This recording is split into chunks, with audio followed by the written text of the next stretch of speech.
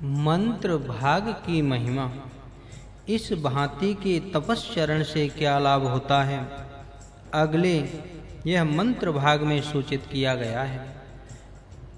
शर्म अशी, तू सुखमय है, क्योंकि तू स्वयं ही सुखमय है, इसलिए बाहर से सुख तुझे नहीं मिल सकता। वह तो तुझ में अंतर निर्गुण है। अपने ही भीतर वर्तमान सुख के अनुभव को पाने के लिए ऊपर कहे हुए द्विविध तप को कार्य रूप में परिणत करने की आवश्यकता है। यह सदा स्मरण रहे कि अपनी ही शक्तियों का अनुभव पाने के लिए अथक परिश्रम करने की आवश्यकता होती ही है। रक्षः अवधूतम अरातया अवधूतः। उपर्युक्त मंत्र के कथन अनुसार अपने सुखमय स्वरूप का अनुभव पाने पर साधक तथा उपासक को प्रतीत होता है कि वह अब संपूर्णतया निर्भर तथा शत्रु रहित हुआ है।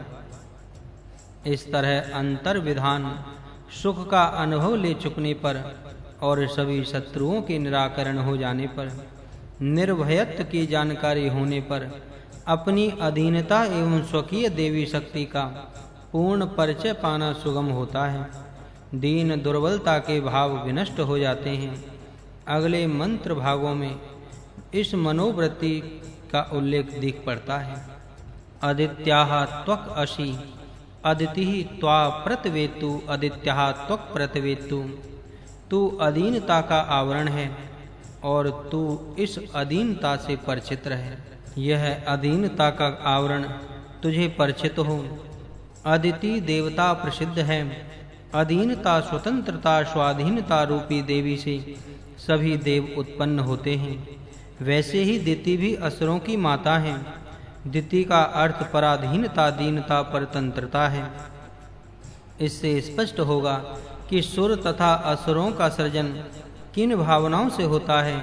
मानव सोच विचार पूर्वक देवी सामर्थ्य से युक्त होने की चेष्टा करें, क्योंकि सबके लिए उपयुक्त विवेक उसमें अवश्य पाया जाता है। पर्वत दिशणाम असि, पार्वतेयी दिशणाम असि, पर्वती त्वा प्रतवेतु। पर्वत में उपलब्ध होने वाली विद्या या बुद्धि तू है, तू इससे परिचित रहे। पीठ की रीढ़ या पृष्ठवंश या मेरुदंड पर्वत कहलाता है। पर्वमान, पर्ववत, पर्वत अर्थात पदों से युक्त पर्वत होता है। पृष्ठवंश में पर्व पाए जाते हैं। रीढ़ पर से हाथ फेरने पर उन पर्वों का ज्ञान होता है। इस पर्वत अर्थात पृष्ठवंश में व्याप्त हुई एक अद्भुत शक्ति है, जिसे पर्वती, पार्वती, पार्वती कहते हैं। अब पर्वती दिशणाम से स्पष्ट होगा कि जो बौद्धिक शक्ति इस पृष्ठवंश में व्यापक रूप से रहती है, उसका उल्लेख यहाँ पर है। मस्तिष्क में एक बुद्धि रहती है और पृष्ठवंश में भी दूसरी बुद्धि विद्यमान है, जिसमें पूर्व संस्कार इकट्ठे होते हैं। अतः इसका महत्व अधिक है। इसलिए योग शास्त्र में भी पृष्ठवंश की सुस्थिति या समान स्थिति को अधिक महत्व दिया गया है, जिसमें पूर्व संस्कार इकट्ठे होते हैं। इसलिए योग शास्त्र में भी पृष्ठवंश की सुस्थिति या समान स्थिति को अधिक महत्व दिया गया है। इस कारण इस रीढ़ की इड़ा पिंगलाओं का प्रवाह यदि सुचारू रूप से चलता रहे तो मानव की बौद्धिक प्रगति को कोई क्षति नहीं। जन्मजात श्रेष्ठ बुद्धिमत्ता या बुद्धिहीनता अधिकांश में पृष्ठवंश की स्थिति पर निर्भर है। अतः इन मंत्र भागों ने उस मेरुदंड में वर्तमान बुद्धि का महत्व दर्शाया है।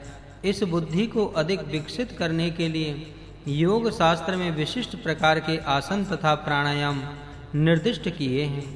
यह बुद्धि जिस प्रकार की होगी, मानव की योग्यता भी उसी तरह की होगी।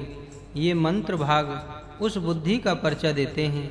यदि कोई इस बुद्धि की महानता के बारे में प्रश्न उठाए तो उत्तर दिया है, दिवः स्कंभनी असि। तू ही ध्योलोक अटल बनाने वाली शक्ति है। तेरी यह बुद्धि इतना विशाल है जो ध्योलोक तक व्याप्त कर लेती है, स्थिरता पैदा करती है। ऐसी दशा में निसंदेह मानव इसी बुद्धि के सहारे भूलोक तथा अंतरिक्ष में भी स्थैर्य पैदा कर सकेगा। मानवीय मस्तिष्क में यह अद्भुत बुद्धि है और पृष्ठवंश में रीढ़ की अंतिम हड्डी तक चली गई है।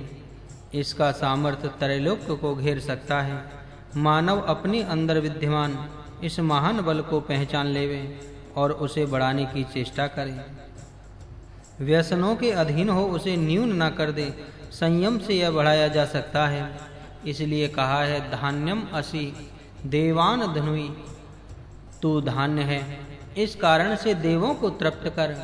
धाने पोषणे हितम, जिससे पोषण कार्य में सहायता मिलती है वह धान्य है। पोषण की दृष्टि से धान्य हित कारक है, अतः वह धान्य कहलाता है। अथवा जिसके फलस्वरूप मानव धन्य होवे वह भी धन्य है, क्योंकि मानव देव कार्य के लिए अर्पित है और वह स्वयं ही हवि बनता है, अतः उसे देवों का धान्य नाम से संबोधित किया गया है। उससे कहा है कि आत्म सर्वस्व के अर्पण से देवताओं को संतुष्ट करना चाहिए।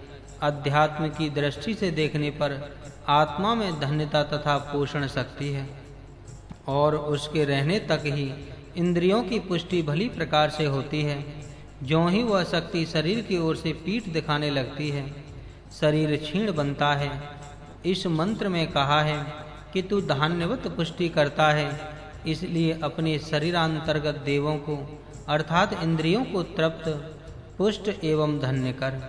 अपनी निजी पुष्टि कारक आत्म शक्ति से अपने सुप्त सामर्थ्य को जागृत कर स्वोद्धार के लिए आवश्यक कर्मों की उचित पूर्ति करने में अपनी शक्ति का उपयोग कर। अपनी ही शक्तियों का आधा पतन हो, ऐसे किसी भी जघन्य कर्म में उस आत्म शक्ति का उपयोग न किया जाए।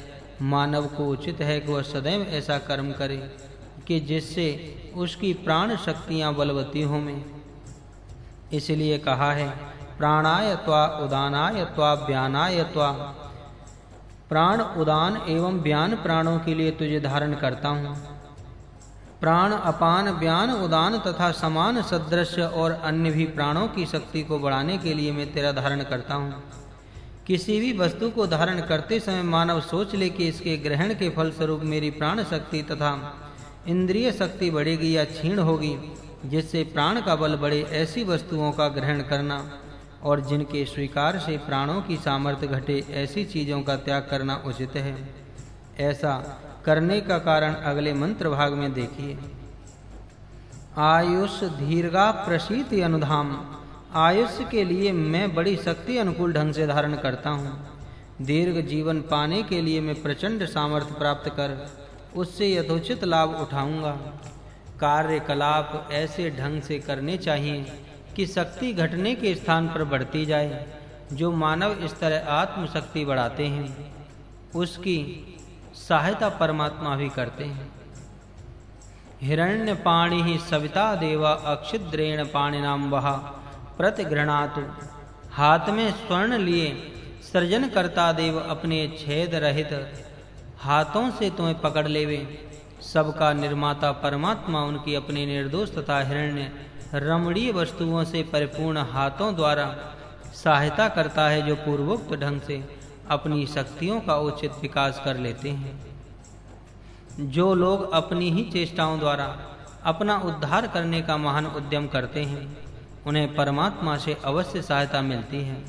पहले ही कहा जा चुका है कि प्राणों की शक्ति बढ़ाने के लिए अनुकूल वस्तुएं ही लेनी चाहिए और दीर्घ जीवन व्याप्त करना चाहिए। जैसे प्राणों की वृद्धि के लिए कुछ विशिष्ट नियमों का पालन करना चाहिए, वैसे ही नेत्र सदृश इंद्रियों का सामर्थ्य बढ़ाने के लिए भी आवश्यक पालन करना चाहिए।